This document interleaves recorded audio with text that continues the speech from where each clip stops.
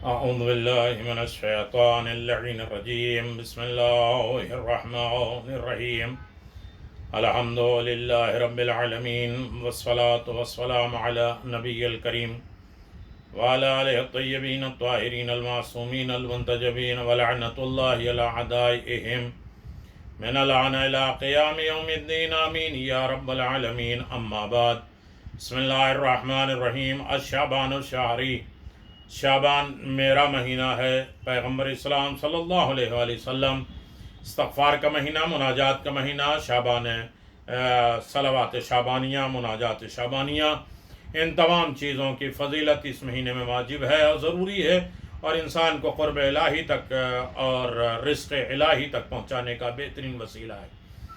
ماہ شعبان کے آخری دنوں میں امام علی رضا علیہ السلام کی 8 وصیتیں ہیں۔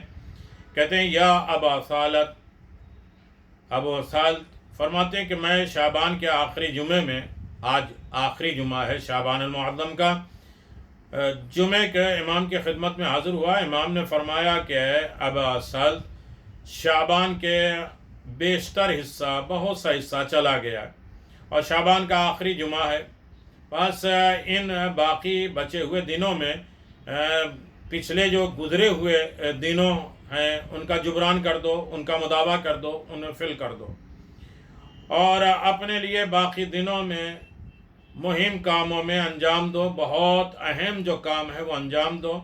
پہلے زیادہ سے زیادہ دعا کرو، اس لیے کہ شعبان ختم ہو رہا ہے، رمضان کی طرف آپ جا رہے ہیں۔ استغفار زیادہ زیادہ کرو، قرآن کی تلاوت زیادہ زیادہ کرنا، اس لیے کہ اب ہمارے پاس 2 دن یا 3 دن بچے ہیں، ہمیں ماہ رمضان میں داخل ہونا ہے۔ کہتے ہیں اپنے گناہوں کے خدا کی بارگاہ میں توبہ کرو، تاکہ خدا ماہ رمضان میں تمہیں خالص دل کے ساتھ اس میں داخل فرمائے، یعنی شعبان کے بعد رمضان میں تمہیں خالص دل کے ساتھ اللہ داخل کرے۔ ہر امانت جو کہ تمہارے گردن پہ ہو اسے ادا کر دو، بات کی، دولت کی، گفتگو کی، مال و دولت کی، جو بھی امانتیں ہوں، راز و نیاز کی، اسے ادا کرو۔ مومنین کے متعلق تمام دشمنیوں اور کینے کا دل سے نکال دو، مومن سے راضی ہو جاؤ اور وہ بھی کوشش کرے کہ وہ بھی تم سے راضی ہو جائے۔ آخری دن بچے ہیں ماہ شعبان کے، ہر وہ گناہ جس میں ابتلا، امتحانات، مصیبتیں، پریشانیاں ہوتی ہیں، اسے انجام دینے سے ہاتھ کو روک لو، خدا سے ڈرو، ظاہری اور باطنی طور پہ خدا سے توکل اور بھروسہ کرو۔ 8ویں چیز، اس ماہ کے جتنے دن بچے ہیں اس میں یہ دعا پڑھو، اللہ اکبر، اللہم ان لم تکن غفرت لنا فیما مضی من شعبان فاغفر لنا فیما بقا منہ۔ اے اللہ، اگر تم نے شعبان کے جتنے دن گزر گئے ہیں، یعنی 26 دن گزر گئے ہیں، اور ان دنوں میں مجھے تو نے نہیں بخشا ہے، تو اس ماہ کے باقی بچے ہوئے دنوں میں مجھے بخش دے۔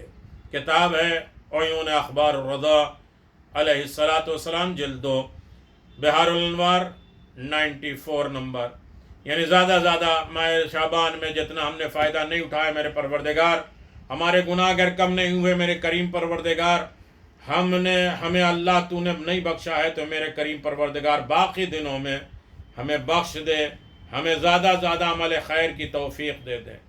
عزیزان محترم، شعبان المعظم میں بہت سے اعمال آپ نے انجام دیے ہیں، اور خاص طریقے سے 27 کی شب میں دن اور رات کے اعمال ہیں بہت زیادہ۔ 27 نائٹ آ رہی ہے، یہ دن گزر رہا ہے اور رات آ رہی ہے، جمعہ کا دن ختم ہو رہا ہے، شب سیٹرڈے آ رہی ہے، اور اس میں آپ کو 2 رکعت نماز پڑھنا ہے۔ شب 27 کو 2 رکعت نماز پڑھتا ہوں یا پڑھتی ہوں، قربتاً الی اللہ، الحمدو کے بعد 10 مرتبہ سورہ اعلیٰ۔ سورہ اعلیٰ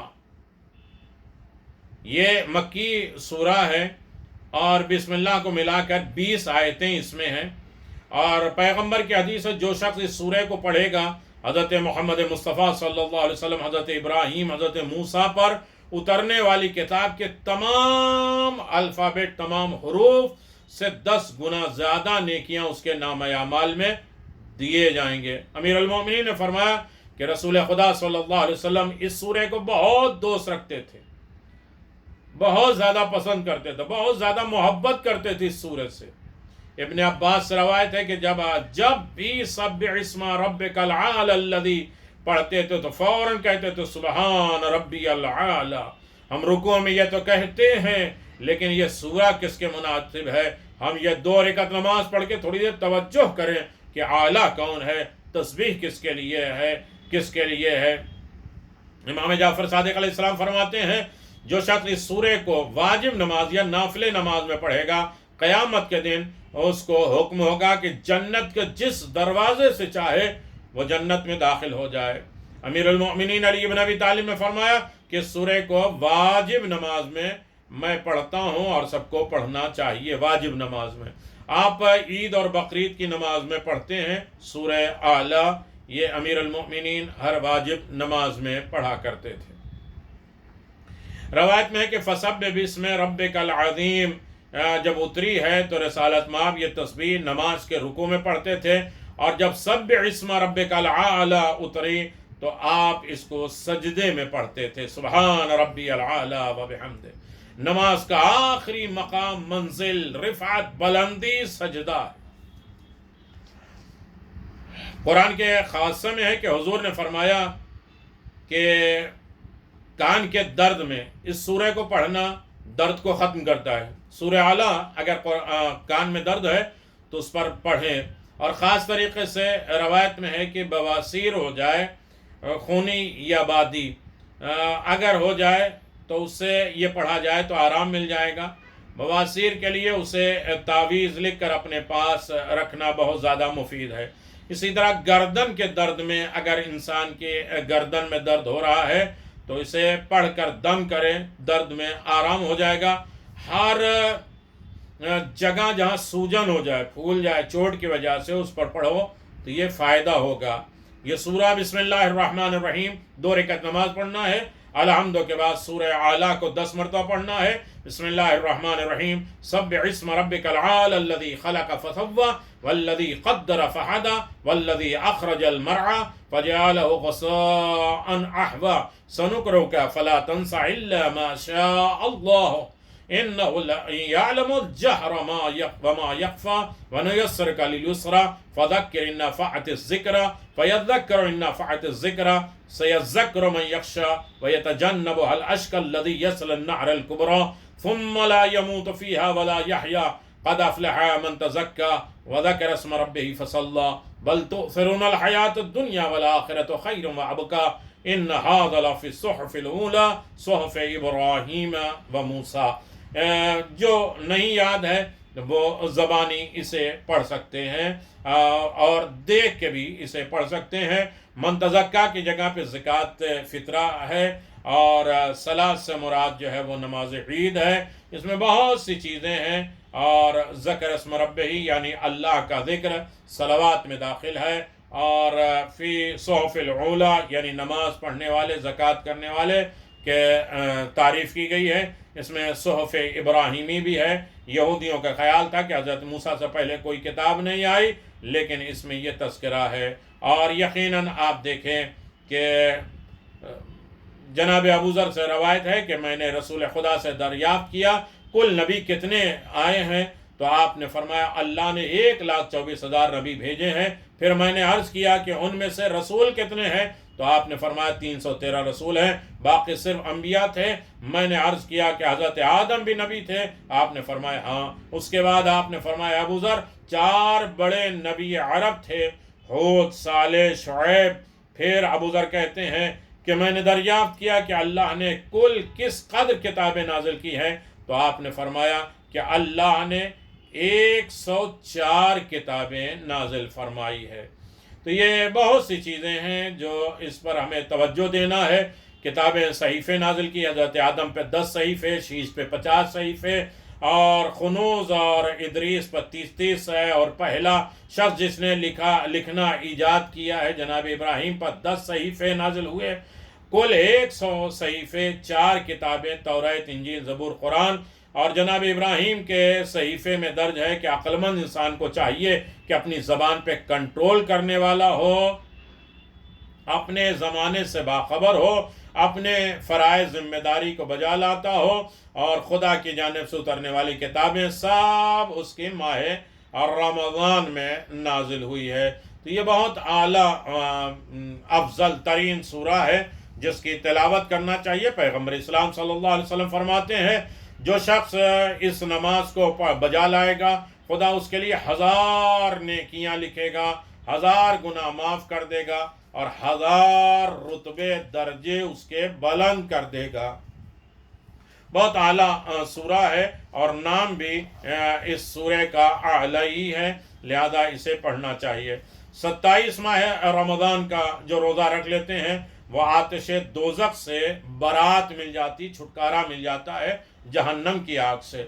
میرے عزیزو، یہ 3 دن اب باقی ہے، 3 دن روزہ کم از کم رکھ کے، جس کا ثواب 30 روزے کے برابر پورے شعبان کے برابر ہو جائے گا، اور وہ 3 دن روزہ رکھ کے ماہ رمضان میں داخل ہو جائیے، اسی روزے کو مسلسل کریے۔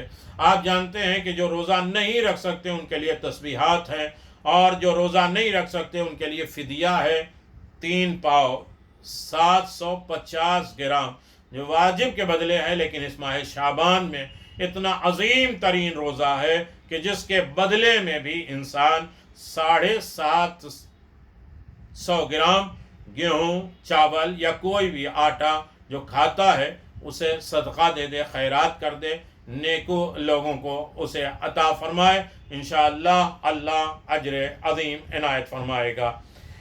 یقیناً امام موسیٰ کاظم علیہ السلام فرماتے ہیں ظاہری نعمت ظاہری امامت ہے، اور باطنی نعمت امام غائب ہیں۔ ہمارے پاس بہت سی نعمتیں، الحمدللہ سب سے بڑی نعمت ہمیں ولایت علی، محبت علی اور ائمہ معصومین کی محبت دی ہے، اور جو نعمت چھپی ہوئی ہے وہ غیبت ہے امام زمان عجل اللہ تعالی فرجہ الشریف کی۔ امام زمان عجل اللہ تعالی فرجہ الشریف یقیناً ظہور فرمائیں گے۔ قرآن میں صالحون سے مراد جو ہے امام زمان عجل اللہ تعالی فرجہ الشریف ہے، اور جس بھی وقت قائم اٹھیں گے باطل کی حکومت بالکل ختم ہو جائے گی، ظلم ختم ہو جائے گا، باطل کی حکومتیں ختم ہو جائیں گی، امام زمان عجل اللہ تعالی فرجہ الشریف آئیں گے، ہم سب ان کے ساتھ ان کے اوان و انصار اور سپاہیوں میں شمار ہوں گے۔ اللہ آپ شعبان کے روزے، نماز، تسبیحات، کار خیر، اچھائیاں، خوبیاں، نیکیاں، اچھی بولی، اچھی صفات، سچ بولنا، سب بارگاہ رب العزت میں قبول ہو، آپ کے مرحومین کی مغفرت ہو، زندوں کی حفاظت ہو، امام کے غلاموں میں ہمارا شمار ہو، زیارت معصومین علیہ السلام کا شرف عنایت فرمائے۔ بہت سی چیزیں اس کے ڈیٹیل میں ہیں، صرف اشارے میں بہت سی چیزیں میں نے گزارش کر دیا ہے، اسے خود بھی سنیے، خاص طریقے سے گزارش ہے اسے سبسکرائب کر دیجئے، تاکہ ماہ رمضان میں کئی طریقے کی گفتگو بھی آئے گی، اعمال بھی آئیں گے، نمازیں بھی آئیں گی، تسبیحات بھی آئیں گی، کیفیتیں بھی آئیں گی، دعائیں بھی آئیں گی، لہٰذا دوسروں کو بھیجیے، اس کو سبسکرائب کریے تاکہ ہر چیز آپ تک پہنچے، ورنہ میں واٹس ایپ پہ سب کو بھیجتا ہوں۔ کم از کم اس ماہ رمضان میں تھوڑی سی زحمت تکلیف آپ بھی دین کے لیے لے لیجئے، اسے سبسکرائب کروا لیجئے تاکہ سب تک ہمیں بھیجنے کی ضرورت نہ ہو اور سب اس کی طرف متوجہ ہو جائیں، اور خدا سلامت رکھے جن لوگوں نے اس میں حصہ لیا ہے، جو سنتے ہیں اور اسے جو ہے پوچھتے بھی ہیں، سوال بھی کرتے ہیں، ماشاءاللہ عمل بھی کرتے ہیں، سدا سلامت رہیں، آباد و شاد رہیں۔ وآخر دعوانا ان الحمدللہ رب العالمین، وصلی اللہ علی نبی الکریم وعلی آلہ الطیبین الطاہرین۔